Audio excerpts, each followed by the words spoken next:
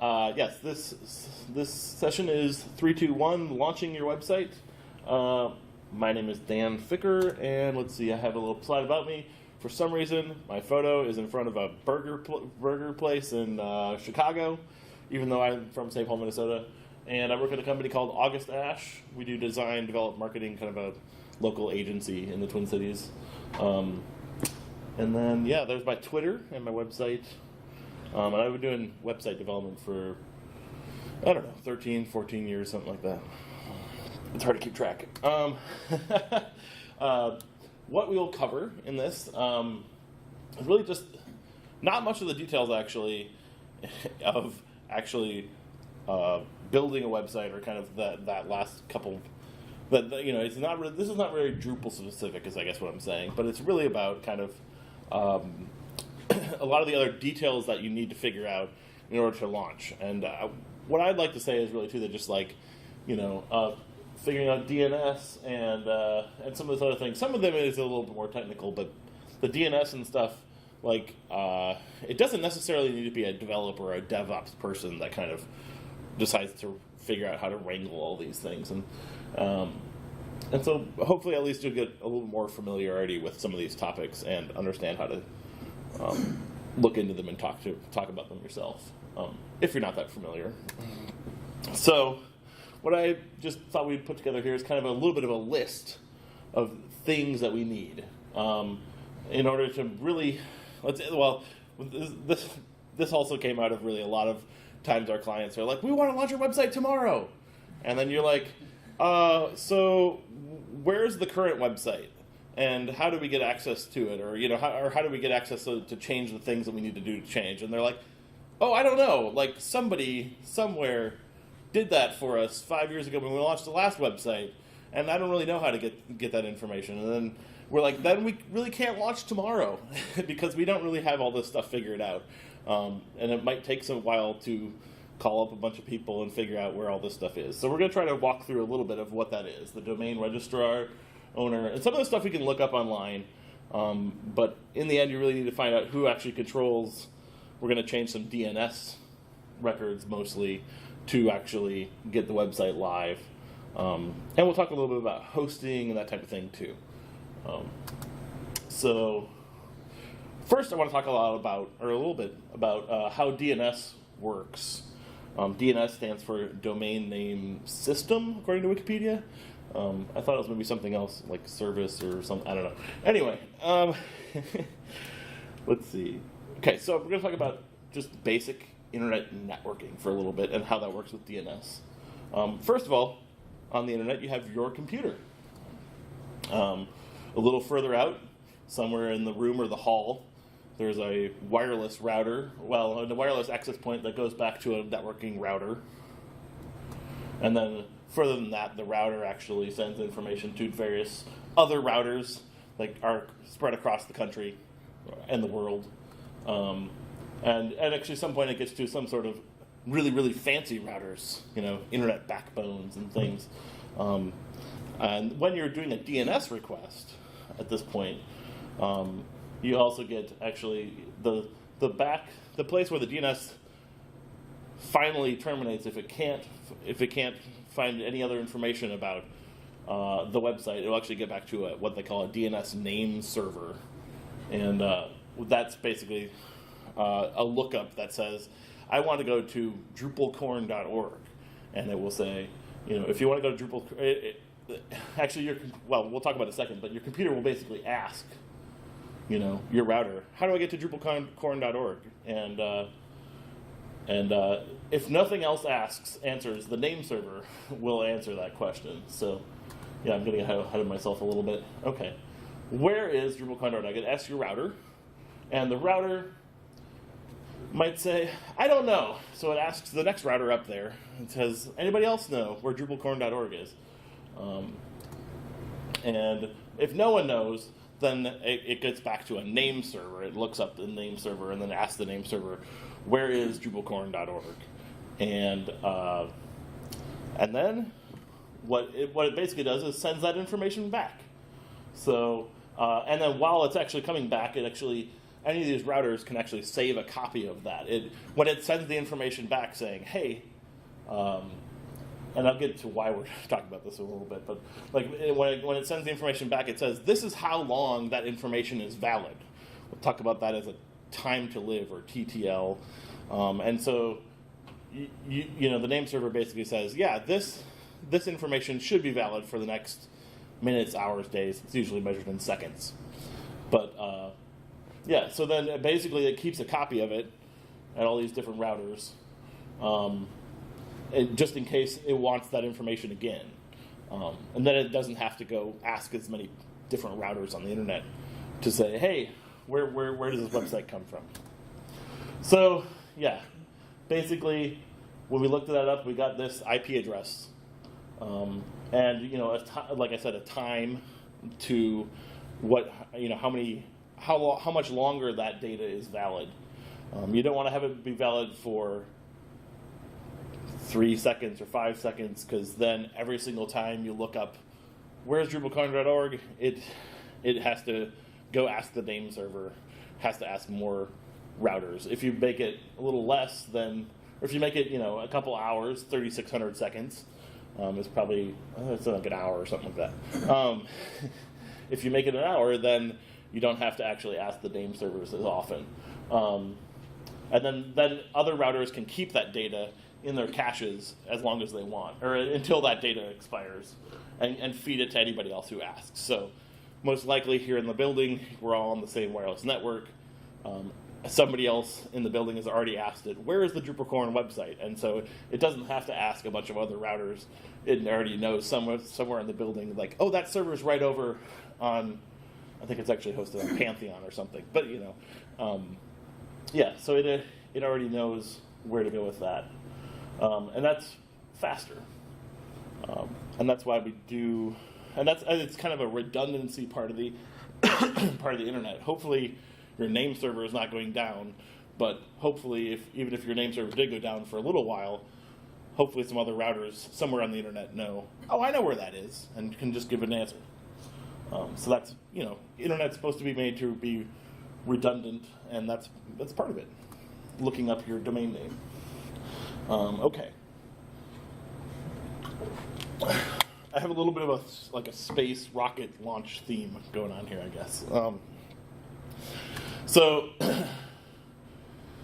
this is now we're trying to get to a little bit of the information about how can we change this DNS. And this is the first place we can kind of look for public information about how to change the DNS. If you, I don't know, in some cases we definitely called up a client and like I said, they don't really know where does this information live on the, or, you know, like who actually controls how to do the website. And like I said, sometimes it's the company who last built their website, or, you know, their IT company. And if they don't exactly know who that is, we can try to help figure it out. And this is one way. The WHOIS record, at least on my Linux machine, you can just, on the command line, type in WHOIS space, or on my Windows, or it's my Mac, I guess, but yeah, WHOIS and the space and the domain name. And it will actually return you a bunch of stuff. It's really small right there, but we're going to highlight some stuff in a minute. It's just a public listing of information. I guess to back up a little bit more too, when you, let's see, nobody actually owns a domain name to some extent. They're just things that you can lease control of for a while, basically, or you purchase it year by year or for a number of years.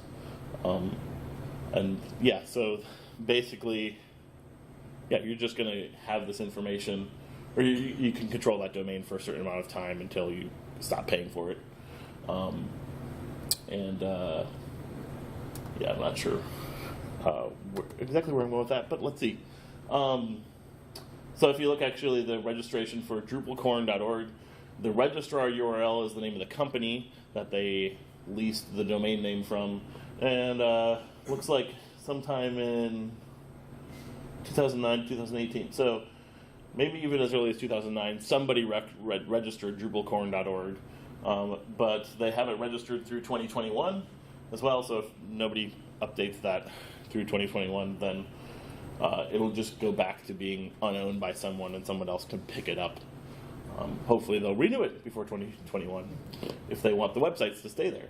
But so this is again, this is some very basic information. We have actually the name of the registrant. There's actually a registrant, admin, and tech person, so there could be up to 3 different contacts.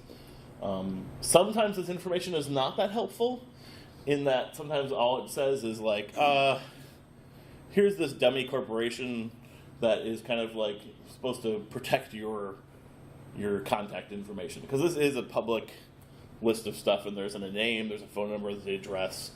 Potentially, someone might be using it to spam you with stuff. I would say, like, in the past have at least put my mailing address, mailbox number, and stuff on there, and I don't feel like I get a lot of spam. But I mean, lots of the domain name companies will say, hey, we can offer this for an extra couple bucks, a privacy registration thing, so that people won't email you and phone call you and bug you. So sometimes that means that it's a little harder to actually find out who is actually controlling this DNS information, because it's not actually publicly available there. But this is the technical information that's in a WHOIS record down here. The name server is actually a server that they had DNS actually. That's the name server for that domain name, where the DNS actually comes from. This, again, doesn't really help me too much. I'd have to find out probably who owns registrar-servers.com. And I think it might be actually the same company, Namecheap, as who they're registered with. That's another part of the complications, is you can register a domain, and then you can host DNS, and they sometimes are the same thing, but not always the same thing. So this is the part that I think is just kind of hard to figure out sometimes if you haven't really looked at the information very carefully to find out who actually owns, or who is actually managing the domain name and who actually owns it. If it's not like a big company, it sometimes is the person who owns the company, but they don't really know how to access that information. And so you might have to say, hey, let's see if you have a login to Namecheap.com. Can you call them up and be like, hey, I'm this person that owns it, and see if we can actually get a login working there. Just a couple more terms here. We talk about the registrar is, again, that company who leases the rights to the domain name. The registrant is actually the person or organization who manages the domain name. And the name servers are, again, that's the only thing that's really used for that's only used by the servers to actually access the website. It's the actual servers where the DNS requests are served from. And so now we have our stakeholder list here a little bit further. So we know that for DrupalCorn.org, just as an example, we got John actually owns the domain name and has it registered through Namecheap, and these are the DNS servers. The question, I think, really still comes down to, if we're going to make a new site, who actually still manages that domain, and who will allow us to change that DNS, and when we want to launch the website as well, where are we going to host this? Is their current hosting provider good? Maybe, probably not. Depends on what their old website is built on, and do we have access to either put it on there, or if we don't have access, then we just need to change the DNS records in order to point to our new hosting provider that we pick. So, this is, like I said, is kind of the hard part sometimes. Who actually manages these servers? And sometimes it's going to be just emailing or calling a bunch of people saying, hey, I'm working with the owner of this company, and we want to launch a website. And they don't seem to know who the DNS holder is, or who actually runs that DNS that account that has the access to change the DNS records and figure out who we can actually use that with. And then so like I said, if they already have some DNS hosting, if they have an IT company who says we like to host the DNS because then we can change things whenever we want, or they have a system for that, then they will probably want to keep that. Otherwise, if there's not a company like that, hopefully they have some sort of a login to a web interface or a server that you can actually set some DNS records on and get that login information. Yeah. So now we'll talk a little bit about hosting a website. Yeah, I'm going pretty fast, but okay. We'll have time for questions and lunch. All right, so, well, talking about hosting Drupal very briefly. Drupal doesn't require, well, Drupal's minimum requirements right now are at least Drupal 5. I think maybe Drupal 8 actually now requires something a little higher, maybe Drupal 5.6. Next year it will require Drupal, or PHP 7. Drupal 7 requires PHP 5 as well. I definitely mentioned that any new website, you should really be running PHP 7.1 or higher, just because that is what is generally supported by the PHP community. That's actually what we'll get security and bug fixes to PHP. Drupal requires a database of some sort, generally MySQL or MariaDB, those kind of clone MySQL kind of things. And then a web server, Apache 2, lots of people use Nginx. You could use other things like IIS, I suppose, but maybe, I don't know how many people do that, but yeah. So this is a basic overview of hosting. Hosting can be a little bit of a complicated trade-off computation. You can go to GoDaddy or a couple other places and get really, really cheap hosting. But it might not work as well as you're hoping. You can also go to lots of companies and they will pay, or you can pay them thousands of dollars per month and get a really fancy server with really fast connection to the internet. Most likely, I would say generally, the more money you can spend, the more performance you're going to get. Also, more money will probably get you better support. That's a good question of, I've, over the years had just personally experiences with hosting where it's like, ooh, it's nice and cheap, and then it goes down randomly for a day or two, and you get no information from them on why it went down and suddenly came back up 2 days later.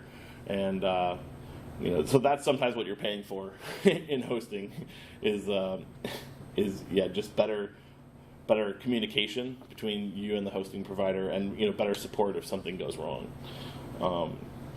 Then another part of hosting is just also the simultaneous traffic. And what I mean by that is generally if you have a lot of traffic coming here to your website, a certain amount of traffic will actually overload the server because it can't handle that many requests. And so you need to get usually a number of servers or some sort of cloud hosting thing that actually kind of ramps up the amount of servers as you need them.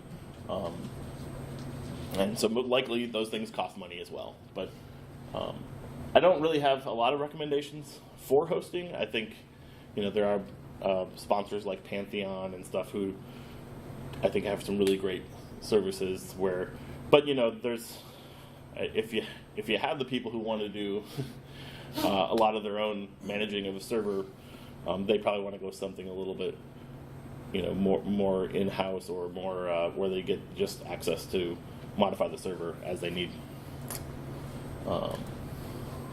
So basically, on this list here again, I looked around and, I looked a little bit further, and I think, actually, that most likely for DrupalCorn's case, just DrupalCorn.org, somebody probably, has a DNS account that they actually control. It's probably not, somebody else who built the website years ago.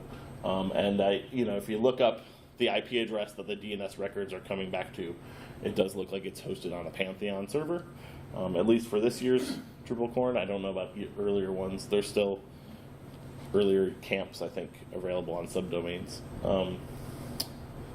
But yeah, this is kind of, I think, a good kind of template of kind of understanding, when I get the request, hey, we want to launch a website, I'm like, I need some of this information about who actually I need to talk to. And like I said, some of that I can look up, but some of it really need to actually get to who is this person that manages the DNS. Can it be me, or does it have to be someone at an IT company or someone else who has a login? Can we get the login to actually do that ourselves or not? All right, now we're talking about the real details of DNS. Yeah, so this is a little screenshot from actually Pantheon right here. You can, you say, oh, I want to connect to, in this case, I'll have augustash.com in there, and it actually says, you should have these DNS records. There's both an IPv4 address and an IPv6 address. You should have these DNS records for that. And so then what I'd have to do is log into some sort of a system and actually put those DNS records in there. And most likely, an IP address, an A record or a quadruple A record is just pointing to one server somewhere on the internet, or a set of servers maybe. IP addresses, just the kind of machine numbers that are kind of assigned across the internet.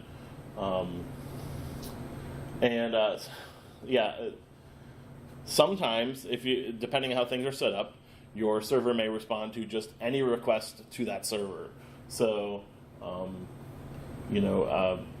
but not always. Like on services like Pantheon, they actually have to know, like, I'm supposed to answer to requests for this domain name. So you have to actually put in their admin panel, like, I'm going to talk to this domain name. But Apache or Nginx or something could be set up to just say, any requests that come in on this IP address, I'm going to respond and give them a website. DNS records can look a little different too. Sometimes there's a CNAME record. There's a canonical name is, I think, the name, or the abbreviation for that. And that really is just actually, instead of just giving an IP address, you actually have another lookup to another domain name in the DNS that actually will give you then one or more IP addresses. And that can be nice because, like in the case of Pantheon or something, they actually can then change their IP addresses kind of on the fly, and actually you won't have to change the DNS records again. So yeah, these are the actual DNS records. You basically have to log into your hosting account wherever you set the server up and say, what should I set? What do you recommend to have the DNS records set to point to this server? Another important part of launching a modern website is making sure that you have SSL, HTTPS, secure socket layer, TLS kind of things. And so, most hosting and DNS providers, hosting providers really will offer an SSL certificate or a way to at least buy an SSL certificate from another company, DigiCert, Komodo, that type of thing, and then install it on the server. And what that really does is basically all traffic to and from the website, from the browser all the way to the server, will be encrypted, which means that no one can actually, modify the information on the page. It used to be that this wasn't needed for really public sites, but I think just due to mostly Google and some other companies, browser manufacturers or browser makers mostly, just deciding actually everything should be HTTPS because it makes everything more secure. Even if you didn't have HTTPS required on your pages, you probably should have, for the Drupal or WordPress or whatever login, you should have that HTTPS, because if you don't, basically, your username and password, when you hit the login button or anything that's submitted in a form, it's really transferred across the internet kind of completely, in the clear. So anybody that's, if you're on a public Wi-Fi like this, and anyone else is looking, just sniffing out the, radio waves in the air, they could be like, oh, hey, look, this person logged into this website. I should just log in too, because I can see what kind of fun stuff I can do. I recommend that most sites have HTTPS. A couple of resources here. SSL Labs gives you this nice little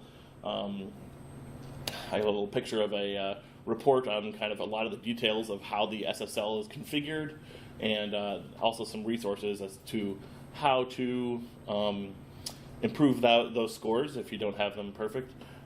Cypher is another little website that has kind of just recommended configurations for Apache and Nginx and IIS, I think. Just how to set up a good SSL configuration. Because like all those server configuration systems have, a lot of different options on servers, or just different types of encryption and different types of encryption and different ways to encrypt things, and it's kind of always changing, but they have recommendations. Generally, a server that was, that you just turn on HTTPS from 5 or 6 years ago is not going to have something that's considered that secure anymore. So you want to change some of the settings. And like I said, the cipher.li.st will give you the recommended settings. You can test it at SSL Labs once you have it available on the public internet, and it will give you a score. Also, definitely really helpful. When I first did this presentation at a unconference in the Twin Cities, there's a guy he's like, I work with the company let'sencrypt.com, or it's part of the Linux or Red Hat or something, I don't know. But it's some sort of open source kind of free thing. And so let'sencrypt.com, actually, they do provide free certificates that expire pretty quickly, but they also provide some cool software to allow you to basically renew those certificates automatically via just a cron job that's running on your machine. And actually services like lots of hosting companies, Pantheon and other things, really just started using that as a free service that they piggyback off of too. And so I think actually let'sencrypt.com is quickly becoming the biggest source of HTTPS certificates on the internet. And it's a cool service because it does get more websites transmitted securely. So yeah, going to talk about some SEO related things with launching your website. One that's important is if you have an old website, you really want to redirect the information from the old one to the new one. If you have, if you basically, the redirect tells any server like, oh, this information used to be available here, and it's no longer available there. Go check over at this thing, and your browser basically kind of just immediately, transparently redirects you. Search engines actually keep this in mind too, with this 301 status code. Basically says, oh yeah, that information has just kind of seamlessly moved over here, and so any search engine ranking that was on the old page, if the new page has pretty much the same content, it should continue to be ranked that way. Because the 301 is a code for like a permanent redirect. It says, this is now always going to be over here, so don't go look to the old page anymore. A good example here. So an older site might have info/about or about.asp or something, and we're building a new site, and we decide about-us is the best URL for this page. In Drupal, you can set a path, and we'll use about-us or something. But you can now also set you download the redirect module, install that, and you can then on each page give a bunch of URLs that should be redirected from. So if it gets actually a request to about.asp, it would just redirect it to about-us.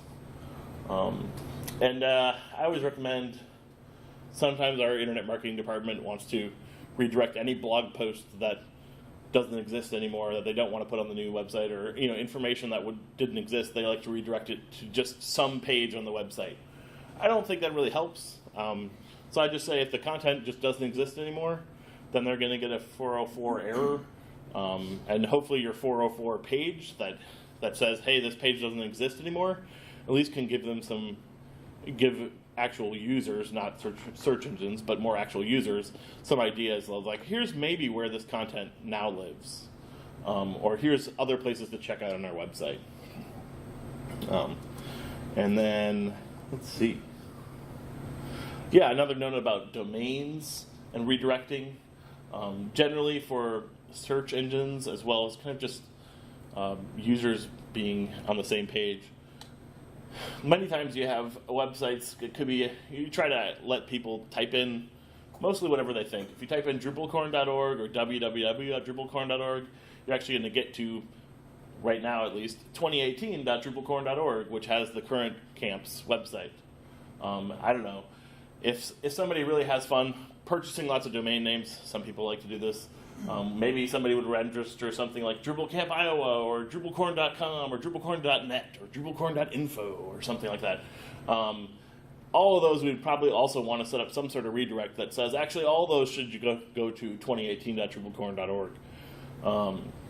And that just helps, like I said, makes search engines less confused about duplicate content. And otherwise, yes, search engines can say, oh, DrupalCorn.org and 2018.DrupalCorn.org answer for the same, give us both back the same website. They probably can figure out like, oh, actually, this one's the more important one. We'll actually keep that one. But why not make it less confusing for them and just say, this is the one that always you should go to. So for all these other ones, this DrupalCorn.org, www.DrupalCorn.org, those actually do give back a 301 redirect that says, go to 2018.DrupalCorn.org. And I think that's a good way to do it. And yeah, for consistency as well, just for users. They can always send the right link. This is actually a little bit of stuff that I added here, thanks actually to Andy. And he mentioned just making sure that, especially if you're using HTTPS, that if you type in not HTTPS, you actually get a redirect to the right place. I've seen sometimes where they're just like, oh, let's just, if you type in, DrupalCorn.org/about, you actually just get redirected to the main DrupalCorn page. And on HTTPS, but not like the page that you're actually looking for. So actually make sure that when you set up the redirects that it redirects you to the same page you're looking for, so that search engine and the customers don't get confused as to like, oh, I was trying to go to the about page, but now I'm on the home page. Why'd that happen? A couple other things you could do, implement HSTS is, I don't remember exactly what that means, but I think it's something you send to the browser saying, anytime you want, the browser on your computer, anytime I try to go to this website again, just always go to the HTTPS version, even if I didn't type it in. And that, I think it's not something that I think helps a lot because, most likely you're going to have a redirect from the non-HTTPS to the HTTPS version. But I think it means like, I guess, one less request back and forth whenever someone requests your website for the second time or the 10th time. And they just type in DrupalCorn.org. It will first ask for the non-HTTPS version unless this header has been sent to it before. And then, Andy mentioned, he gave me this cool link, and you can find the slides on the session page already on the website. And it should have a link that works in here, but it's a lot of other tips for migrating your site to HTTPS, and including some lots of detailed keeping track of things in analytics. And I'm like, ooh, that looks fancy. But usually I just kind of test a couple, URLs and see what happens, and feel like, okay, this is generally doing what I expected it to do, because I usually just redirect everything. All right, so talking about launching, getting towards the end here. One thing I like to do, and this thing can be helpful to really make sure everything is working well, if you're really going to test this thing out, is on your computer, there's a host file. We'd have to look up exactly where it is, but usually on Mac it's like etc/host or Linux. On Windows, it's in the Windows system folder or something like that. And what actually that host file does is basically bypasses any DNS request. It's kind of a manual DNS record thing, a text file that you put in, the host name and then the IP address yourself. And so what you could do is then, put in the host name for the website you're going to launch and the IP address, and then you're basically setting your own kind of DNS record just on your local machine. And then you can actually test the website with the live domain right there. If you have another domain, well, let's see. Yeah, I guess, if you have some sort of a, I guess actually this is not true. It says you can see the old new site side by side. I guess if your hosting company offers something that's both, yeah, you'd have to see if you had the host file set to DrupalCorn.org for your new site, then you'd just see the new site. You couldn't see the old site unless the old site was available via another IP address or domain name. But the idea is maybe you could kind of test that things are working right. You could do that on two computers side by side. Yeah, you could do that too. Yeah, that's true. Modified host file. Yeah. But yeah, that's kind of a nice way to verify that everything is actually going to be working. But then, yeah, the really important preparations that I think is helpful is, like we talked about, that TTL, that time to live of that DNS record, that kind of how long it can be cached. If it is a couple hours, couple days, a couple hours or a couple days before, we actually want to change it to something pretty low if we can edit the DNS records. Like 600 seconds is like 10 minutes or something like that. If you don't do this, then when we actually change the DNS record, it could take that couple days or a couple hours or something for actually, there will be a time there where some people are going to see the old cache website and some people are going to see the new one. This maybe for a content website is not the worst thing in the world, but weird things can kind of happen. Like actually sometimes maybe even, the request for your CSS or JavaScript is the old one where the rest of the website was the new one or something. But like generally if you just set the DNS record to not be as cached for as long, like days or hours before, then you're going to make it so that this transition from the old website to the new site is a little quicker. Because it's kind of a caching information system world thing, I don't know. Because it's caching, like most likely lots of people will see it brand new right away if you're not a high traffic website. But if you, like we've been looking at the website all day because we're launching the website, and so it could take a couple hours before our cache kind of shows up if we don't do this. But then other people on the internet who have nobody in their kind of network area has asked for the website, they'll see it right away. And yeah, that's just another thing that can be helpful to make the launch a little smoother and quicker. You can actually go to your client and say like, yes, 10 minutes later, yes, the website is now live. Whereas if you don't, you'd be like, well, you might see the new website, some people will see the old website, and you just have to wait until that time. That can also be confusing if you have some sort of e-commerce system, because some people could be ordering from either the new one or the old one at the same time, or some sort of login system, yeah. So, I try to make that time as low as possible, and if there's any last data to move, kind of shut down the old website, move the data, and then bring it up as quickly as you can. And this is the big switch, I'd say, yeah. Actually now take those new DNS records from that new hosting company and actually put those in place. After you're done, maybe make sure that everything's working well, then you can update that TTL time, that amount of time that it caches, to be a bit longer. Because, again, that's less... It should make the DNS request a little faster. It should make the load on your DNS server, if you run that, a little less too, because there's less requests to it. So that is making the site live. Just basically a quick DNS change once we figured out where the DNS and everything is. If you want to do some launch testing, you could check on various networks that the website looks like it's live. We've had some issues sometimes where our client's like, we don't see the live site, we just see the old site. And we're like, well, you have to talk to your IT people, and sometimes they, for some reason, hard-coded the DNS for their domain. I don't know if it's because they use their domain for other networking systems or whatever, but I'm like, well, you're going to have to talk to your IT people to have them change something. But most of the time, if you change the DNS, it should be public for everyone. But you can actually check those with what'smydns.net or some other tools where they actually have DNS servers all over the world, and you can ask them, what do you get when you get this request, and you can actually maybe see if your website's blocked in some areas, or if just somehow you can't get to that part of the network or something. So again, SSLLabs.com will check that your SSL certificate Now that you're live, it's looking good. I also usually try to do a little bit of verifying that the redirects that you put in place are still working. A couple days later, maybe you want to look at Google or Google or other search engines and say, hey, are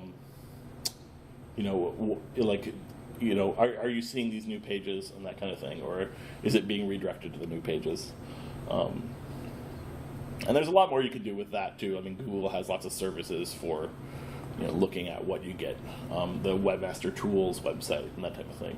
But I think, I said that earlier too. But yeah, increase the TTL of the thing. And hey, congratulations, you've launched a website.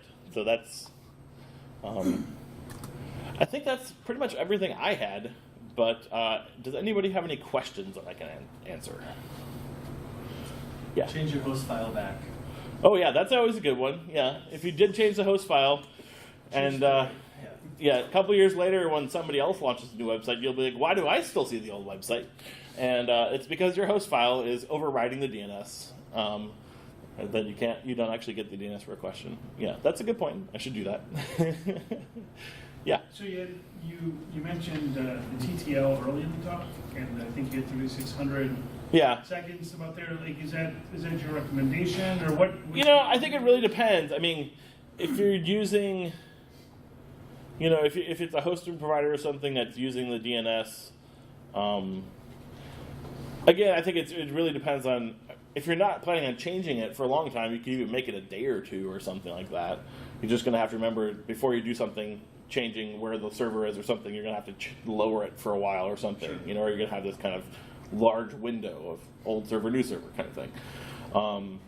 I think it really depends. I mean, different companies, if you look up DNS requests for Google or Amazon, I think Amazon kind of, last I looked, has it at 1 or 2 seconds because they actually use their DNS servers as kind of a load balancer or something like that, I think other places will do it a lot higher because they're just like, we have a one IP address that everything comes through and then we have another load balancing system behind that or something, or something. So I think it really can depend. I think if you're running your own DNS server, like I said, the higher it is, the less likely you're going to get a lot of traffic. If you have it down at 60 seconds or 10 seconds, every single time someone's visited your website, they're going to have to do a lookup all the way to that name server because every other DNS or every other router along the path will not have a cached version that's valid. So I think it helps to have it at least a bit of time, because otherwise you're getting a lot of DNS traffic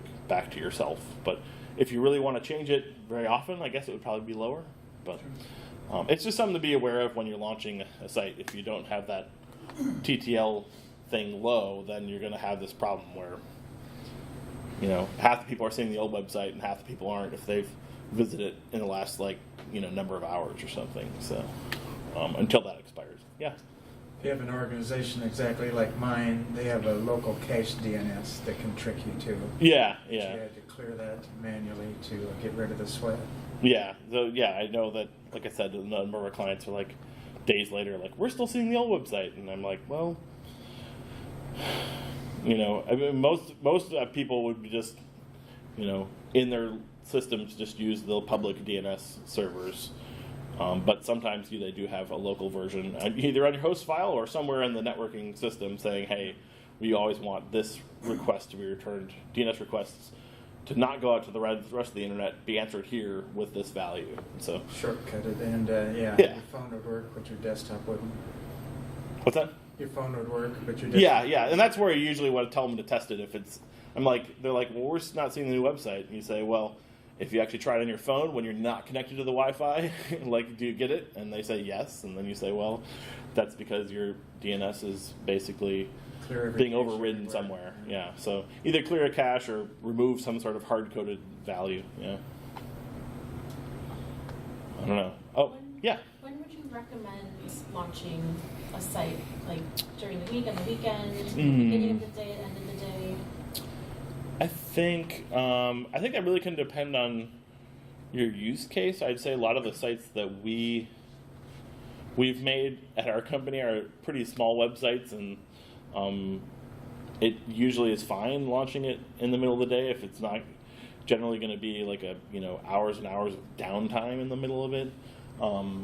For sites that have a lot of traffic and you really want to kind of have the minimal amount of interruption, you probably would want to do it on the weekend or in the evening, whenever that traffic amount is pretty low. And so, if people are using it a lot for work or something and that it spikes a lot during the workday, maybe not do that. But I think it really depends, kind of on how the website's being used and how mission critical that it is up every second of the day.